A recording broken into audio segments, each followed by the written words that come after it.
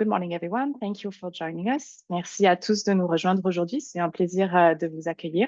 Aujourd'hui, la présentation se fera en anglais. Si vous avez des questions en français, n'hésitez pas à les écrire. Ça nous fera plaisir de les traduire. So thank you for joining us today.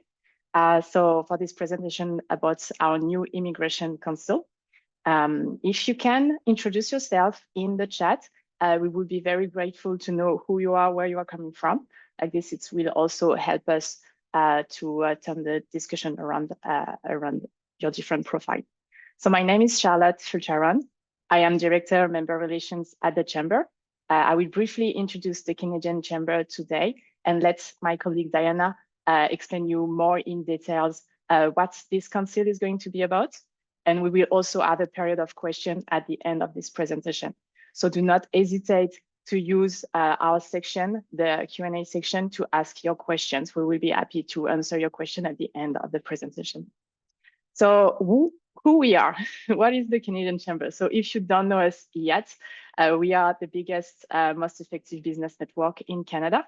We represent a large number of companies from all around the country and various industries. We have the chance to work with hundreds and hundreds of other chambers, and most of you, are part of these chambers. So thank you for joining us today, and also industry association, education institution, and organization.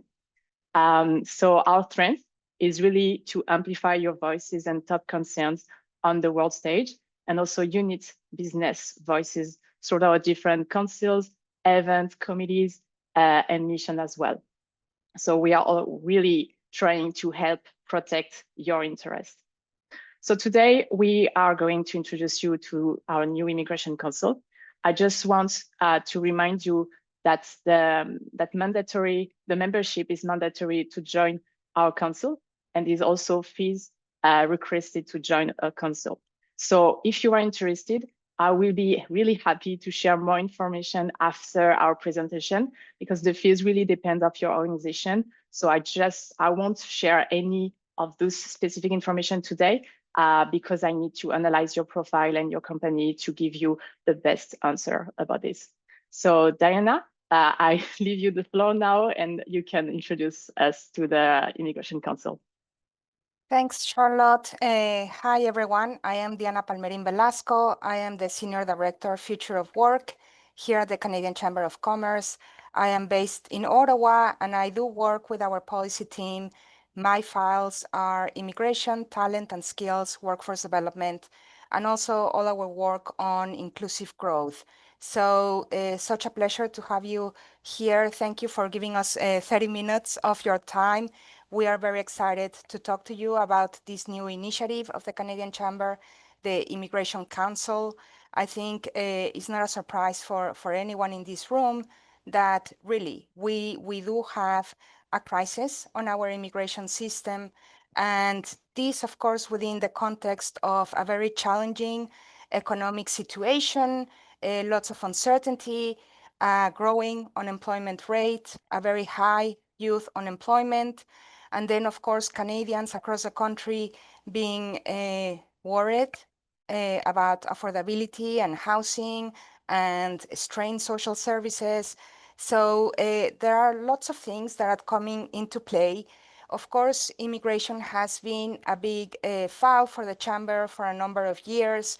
Traditionally, it has been our National Workforce Strategies Committee that has taken on this file, and they will continue to do so.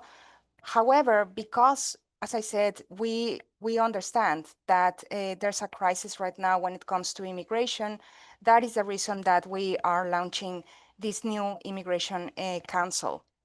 Just a little bit of recap, because this crisis has kind of like been building over the past couple of years, starting at the end of 2023, really with a lot of reactive policy changes on lots of different fronts, from caps on international students to changes on postgraduate work permits, to restrictions to the temporary foreign worker program, to a reduction in allocation to provincial and territorial nominee programs, and also a significant reduction on permanent residents. So it has been nonstop. I know some of the members of the Workforce Strategies Committee are here, so they are very familiar with all of this because we talk about this all the time, and it has been happening, as I said, now for a couple of years. Then, of course, there has been a dramatic shift in public opinion and support towards immigration. You know, Canada being exceptional in kind of like its views of the benefits of immigration, a very welcoming country. Well, now that is changing, and public opinion is not on our side. 6 in 10 Canadians think there are too many immigrants. A significant majority of Canadians would like to see the temporary foreign worker program abolished. So it is very concerning to see this erosion really in public trust, but also to see social cohesion at risk. We believe that is incredibly dangerous for everyone. Now, of course, we have a new government, and there's also a lot of pressure really on politicians. The new government has said they are committed to returning immigration to sustainable levels, to reducing temporary residents. And then just, a couple of weeks ago, of course, we saw the leader of the opposition calling on the abolishment of the temporary foreign worker program, a call that was supported by the Premier of BC as well.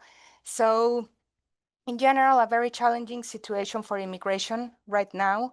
And as I said, that's why the Canadian Chamber has decided to launch this Immigration Council.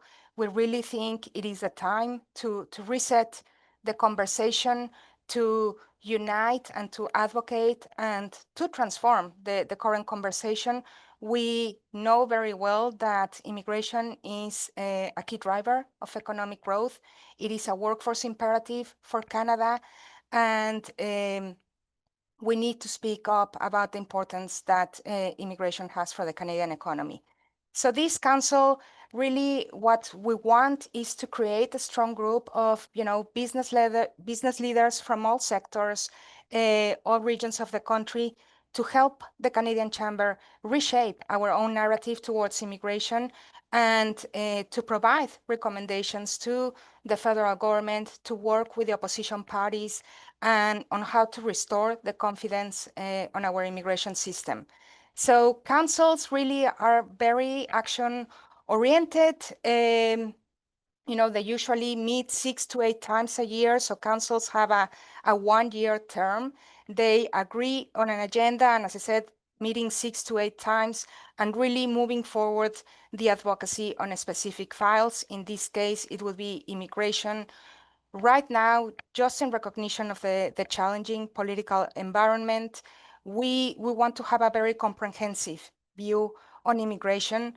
So this council will not be focusing at this point on one issue, for example, international students, or just low-skilled labor and temporary foreign workers, or just enhancing human capital. We want to be able to have a very strong group that can effectively communicate a comprehensive view of the importance of immigration to the economy, so then we can reset the conversation, we can go back to the facts, we can go back to highlighting the need for a functional immigration system. We, the Canadian Chamber, support the government's commitment to return immigration to sustainable levels. So we will not, and we are aware of significant pressures on housing and social services in some parts of the country. This is not happening everywhere. So we will not be asking for an increase in numbers. We just want to have a better alignment with the economy. And really, we would like to see a system that it is a win-win. It is a win for Canada, but it's also a win for newcomers that come and contribute their talent and their skills. So just very quickly, because we're really interested in answering your questions about this, we do not have already kind of like an advocacy agenda. As I said, we really want to wait for the group. I have to say there are limited seats. We cannot have everyone because then that compromises the effectiveness of our councils. So there are limited seats available. We are looking for different companies from different regions, from different sectors and different sizes. Of course, I know many of my colleagues from the Canadian chambers are here. Of course, we want to have representation from the Canadian Chamber Network. We are just not sure at this point how is that going to work, considering that we have limited seats. Anyone that has questions on that, I am happy to take them. But yeah, the idea is to have a very diverse group that, as I said, can help us reset the conversation. I would anticipate, because again, like the changes have not been just on one thing. So I would anticipate that the advocacy agenda would be very, very broad. Something very important as well is to how can we make sure that really immigration is strongly anchored in our economic needs, the needs that we have now, but the ones that we will have in the future as well. So I will stop there, and then perhaps we can start taking questions. Charlotte, is there something you would like to add? No, I think you have been through everything, and I don't see any questions on my side. So don't be shy. Ask your question. It's the moment. I can see, Adrian, I can see that you wrote in the chat that you're only able to message hosts and panelists, not able to see other delegates' chats. I'm not, It's okay. Khadija, We are okay. going to read the questions loud if you have questions. So actually, there's one questions about the meetings. Are the meetings going to be online, in person, or hybrid? Yeah, the idea is that, again, considering that we want to have representation from all across the country, I would expect that most of the meetings will be virtual or hybrid. In case, there are some members that are here in Ottawa, we would love to have you in our offices. I would expect at least one or two of those meetings to be in person, just because, when we're working with the minister's offices, it's very helpful to actually have those meetings in person. I am thinking we at the Canadian Chamber, early December, we have our Hill Day. That is our most important advocacy event. So we would like this council to be able to participate in that. And that, of course, is in person. We would like to launch officially this council at the end of October. So then we have time to kind of like agree as a group on our main advocacy priorities and be able to participate in that Hill Day in person. Thank you. And okay, so everybody is asking their question in the chat and in the question. So just to answer one question, how do you apply? Well, to apply, just send us an email and we will send you more information and the details about the fees and the membership information if you are not already a member. But just to answer this one, after the presentation, we are going to send you some documents and we can stay in contact like this. One of the question in the Q&A section, are GR films eligible for seats on this council? Diana, I'll let you answer this one. Which one, sorry? Are GR films eligible for a seat on the council? I am actually not sure about that. We would need to get back to you on that. We find that really councils are the most effective when we have employers and businesses around the table that can provide those very real world experiences. So that is a factor, but I am not discounting at all GR agencies. We just need to double check that. I can see as well there was a question, Saad Usmani, asking, is there any active collaboration with other chambers and or the City How Immigration Targets Council? We are in constant communication with chambers and boards of trade across the country. We know this is an incredibly important file for many of them. In the past 6 months, like really almost on a weekly basis, I get calls from chambers from all across the country. They are very concerned about the negative impacts that they are already seeing in their local communities because of the policy changes. that have been taking place in the past couple of years. So yes, the collaboration with the chambers is incredibly important. With the City Hall Immigration Targets Council, right now we don't, but that is another thing that councils from the chamber usually do. Like we do look at what others are doing and invite them to our meetings. Anything that can amplify our advocacy efforts, we will do that. Thank you. We also have a question. If you want, I will read them. We have a question from Adrienne. Will there be an aligned communication strategy coming out of this council, or is it solely focused on policy? Example, are we looking to change public opinion or just policy? Thanks, Adrian, for that question. I would say, that once we have our council, the council members will decide what is it that they want to do, what do they think would be the most effective. That's the other reason why these, participation in councils have an extra cost, because then the council will do things with that in order to advance the advocacy priorities. And, like perhaps, yes, this council will decide that a public education campaign or something like that, or, events is important. I cannot say in advance, that is for the council to decide, but everything is on the table. Thank you. We also have some questions similar about the commitments. So what is going to be the frequency of those meetings? Is it monthly?